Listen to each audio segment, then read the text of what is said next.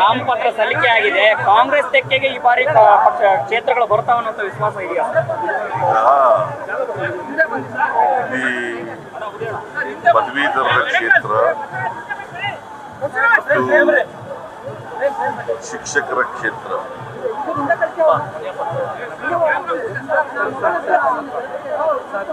ಪದವೀಧರರ ಕ್ಷೇತ್ರದಿಂದ ರಾಮೋಜಿ ಗೌಡ ಅವರು ನಮ್ಮ ಪಕ್ಷದ ಅಧಿಕೃತ ಅಭ್ಯರ್ಥಿಯಾಗಿ ಇವತ್ತು ನಾಮನಿರ್ದೇಶನವನ್ನು ಸಲ್ಲಿಸಿದ್ದಾರೆ. ನಾನು ನಮ್ಮ ಅಧ್ಯಕ್ಷರಾದಂಥ ಡಿ ಕೆ ಶಿವಕುಮಾರ್,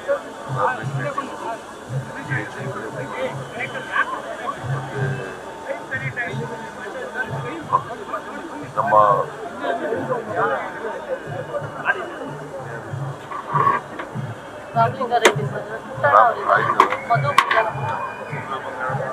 ಮಧು ಬಂಗಾರಪ್ಪ, ಶ್ರೀರಾಮನ್, ನಾವೆಲ್ಲರೂ ಕೂಡ ಪಕ್ಷದ ಅಭ್ಯರ್ಥಿ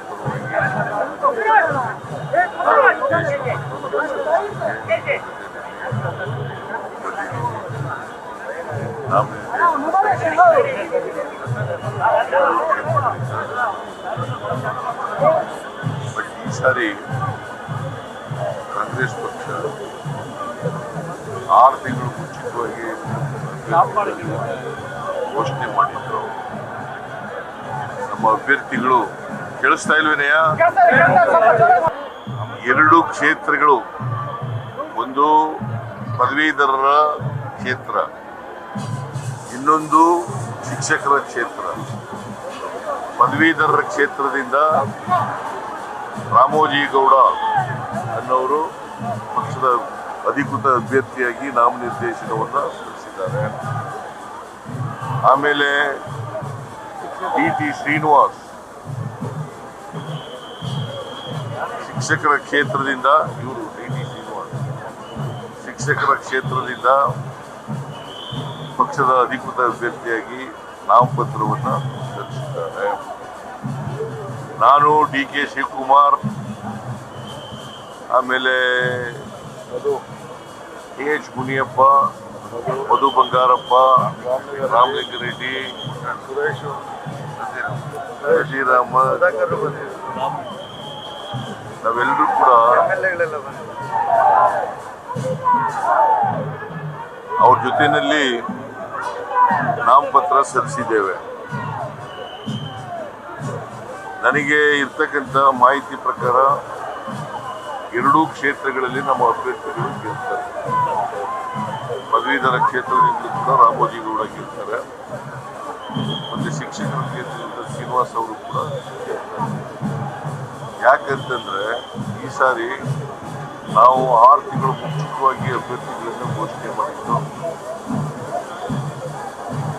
ಅವರು ಈಗಾಗಲೇ ಎಲ್ಲ ಮತದಾರರನ್ನ ಭೇಟಿ ಮಾಡಿದ್ದಾರೆ, ಮತದಾರರಲ್ಲಿ ಮನವಿ ಮಾಡ್ಕೊಂಡಿದ್ದಾರೆ. ಮತ್ತು ಇಬ್ಬರು ಕೂಡ ಸಮರ್ಥ ಅಭ್ಯರ್ಥಿಗಳು. ಶ್ರೀನಿವಾಸ್ ಅವರು ಕೂಡ ಶಿಕ್ಷಕರ ಸಮಸ್ಯೆಗಳನ್ನು ಅರ್ಥ ಮಾಡಿಕೊಂಡಿದ್ದಾರೆ, ಶಿಕ್ಷಕರ ಧ್ವನಿಯಾಗಿ ಕೆಲಸ ಮಾಡ್ತಕ್ಕಂಥ ಸಾಮರ್ಥ್ಯ. ಆಮೇಲೆ ರಾಮೋಜಿ ಗೌಡ ಅವರು ಕೂಡ ಶಿಕ್ಷಕರಾಗಿ ಕೆಲಸ ಮಾಡಿದಂಥವರು, ಅವ್ರಿಗೂ ಕೂಡ ಗ್ರ್ಯಾಜುಯೇಟ್ಸ್ಗಳ ಸಮಸ್ಯೆಗಳು ಗೊತ್ತಿದೆ, ಶಿಕ್ಷಕರ ಎಲ್ಲ ಸಮಸ್ಯೆಗಳನ್ನು ಸಮರ್ಥವಾಗಿ ಸ್ಪರ್ಧಿಸ್ತಕ್ಕಂಥ ಶಕ್ತಿ ಇರ್ತಕ್ಕಂಥ. ಹಾಗಾಗಿ ಗುರು ಅಭ್ಯರ್ಥಿಗಳು ಕೂಡ ಗೆಲ್ತಾರೆ. ಈಗ ಮಹಾರಾಷ್ಟ್ರ ಸಿಎಂ ಏಕನಾಥ್ ಶಿಂದೆ ಅವರು ಒಂದು ಸ್ಟೇಟ್ಮೆಂಟ್ ಮಾಡಿದ್ದಾರೆ ಸರ್, ಕರ್ನಾಟಕದಲ್ಲಿ ಕಾಂಗ್ರೆಸ್ ಸರ್ಕಾರ ಪತನ ಆಗುತ್ತೆ, ಮಹಾರಾಷ್ಟ್ರದಲ್ಲಿ ಯಾವ ಮಾದರಿಯಲ್ಲಿ ಆಪರೇಷನ್ ಕಮಲ ಆಯಿತು ಅದೇ ಮಾದರಿ ಶಿಂದೆ ಮಾಡೋ ತರನೇ ಆಗುತ್ತೆ ಅನ್ನೋ ತರ ಸ್ಟೇಟ್ಮೆಂಟ್ ಮಾಡಿದ್ದಾರೆ. ನಾನು ಸಹಕಾರ ಕೊಡ್ತೀನಿ ಅಂತ ಹೇಳಿದ್ದೀನಿ ಅಂತ, ಸಹಕಾರ ಕೊಡ್ತೀನಿ ಅಂತ ಹೇಳಿದ್ದೀನಿ ನಾನು ಕೂಡ ಅಂತ ಹೇಳಿದ್ದಾರೆ ಸರ್ ಏಕನಾಥ್ ಶಿಂದೆ ಮಹಾರಾಷ್ಟ್ರ ಸಿಎಂ. ಅವರು ಪ್ರಮೇಯ ಅವ್ರಿಗೆ ಹಗಲು ಕನಸು. ಯಾವ ಕಾರಣಕ್ಕೂ ಕೂಡ ನಮ್ಮ ಸರ್ಕಾರವನ್ನು ಅವರು ಆಪರೇಷನ್ ಕಮಲ ಮಾಡಿ ಮಹಾರಾಷ್ಟ್ರದಲ್ಲಿ ಅಥವಾ ಕರ್ನಾಟಕದಲ್ಲಿ ಮಾಡಲಿಕ್ಕೆ ಸಾಧ್ಯ ಇಲ್ಲ. ಯಾಕಂದ್ರೆ ಅವ್ರು ಪಾರ್ಲಿಮೆಂಟ್ನಲ್ಲೇ ಸೋಲ್ತಾ ಇದ್ದಾರೆ. ನಿಮ್ಗೆ ಗೊತ್ತದು, ಪಾರ್ಲಿಮೆಂಟ್ನಲ್ಲೇ ಈ ಸಾರಿ NDA ಸೋಲ್ತದೆ. ಅಂತ ಪ್ರಯತ್ನ ನಡೀಬಹುದಾ? ಆಫ್ಟರ್ MP ಎಲೆಕ್ಷನ್ ಅಂತ ಪ್ರಯತ್ನ ನಡೀಬಹುದಾ? ಪ್ರಯತ್ನ ಅವ್ರು ಮಾಡಬಹುದಾ? ಈಗ ಪ್ರಯತ್ನ ಮಾಡಿ ವಿಫಲರಾಗಿದ್ದಾರೆ. ಇನ್ನೊಂದ್ಸರಿ ಯಾಕೆ ಪ್ರಯತ್ನ ಮಾಡಕ್ ಹೋಗ್ತಾರೆ? ಇಲ್ಲಿವರೆಗೆ ಪ್ರಯತ್ನ ಮಾಡಿ ವಿಫಲರಾಗಿದ್ದಾರೆ. ಕಳೆದ 1 ವರ್ಷದಿಂದ ಪ್ರಯತ್ನ ಮಾಡ್ತಲೇ ಇದ್ದಾರೆ, ವಿಫಲರಾಗ್ತಲೇ ಇದ್ದಾರೆ.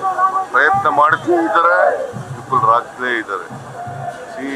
ನಮ್ಮ ಶಾಸಕರು ನನಗೆ ಇರ್ತಕ್ಕಂಥ ಇನ್ಫಾರ್ಮೇಶನ್ ಪ್ರಕಾರ ಯಾರು ಕೂಡ ಮಾರಾಟ ಆಗಲಿಕ್ಕೆ ತಯಾರಿಲ್ಲ. ಮತ್ತೆ ಮಹಾರಾಷ್ಟ್ರದಲ್ಲಿ ಆದ ರೀತಿಯಲ್ಲಿ ಆಗಕ್ಕೆ ಕೂಡ ಸಾಧ್ಯತೆ ಇಲ್ಲ. ರಾಜಕೀಯ ಧ್ರುವೀಕರಣ ಆಗ್ಬೋದಾ ಸರ್? ರಾಜಕೀಯ ಯಾಕೆ ಧ್ರುವೀಕರಣ ಆಗುತ್ತೆ? ಈಗ ಇಂಡಿಯಾ ಕಾಂಗ್ರೆಸ್ ನೇತೃತ್ವದ ಇಂಡಿಯಾ ಈ ಸಾರಿ ಗೆಲ್ತದೆ. ಕಾಂಗ್ರೆಸ್ ನೇತೃತ್ವದ ಇಂಡಿಯಾ ಗೆದ್ದು ಸರಿ ಪ್ರೈಮ್ ಮಿನಿಸ್ಟರ್ ಆಗ್ತಾರೆ. ಕನಿಷ್ಠ 20 ಸ್ಥಾನಗಳನ್ನ ಗೆಲ್ತೇವೆ.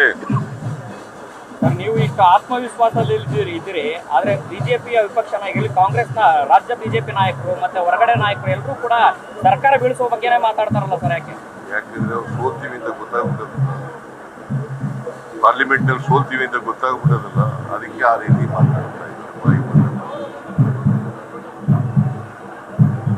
ಯಾಕಂದ್ರೆ ಪಾರ್ಲಿಮೆಂಟ್ ನಲ್ಲಿ ಗೆಲ್ತೀವಿ ಅನ್ನೋದು ಅವ್ರಿಗೆ ಕಾನ್ಫಿಡೆನ್ಸ್ ಇಲ್ಲ. ನರೇಂದ್ರ ಮೋದಿ ಅವರಿಗೆ ಕಾನ್ಫಿಡೆನ್ಸ್ ಇಲ್ಲ, ಅದಕ್ಕೆ ಬಾಯಿ ಬಂದ ಮಾತಾಡ್ತಾರೆ, ಹತಾಶರಾಗಿ ಮಾತಾಡ್ತಾರೆ. ನ್ಯೂಸ್ ಫಸ್ಟ್ ನಿರ್ಭೀತಿಯಿಂದ ನಿಮ್ಮ ಪರವಾಗಿ.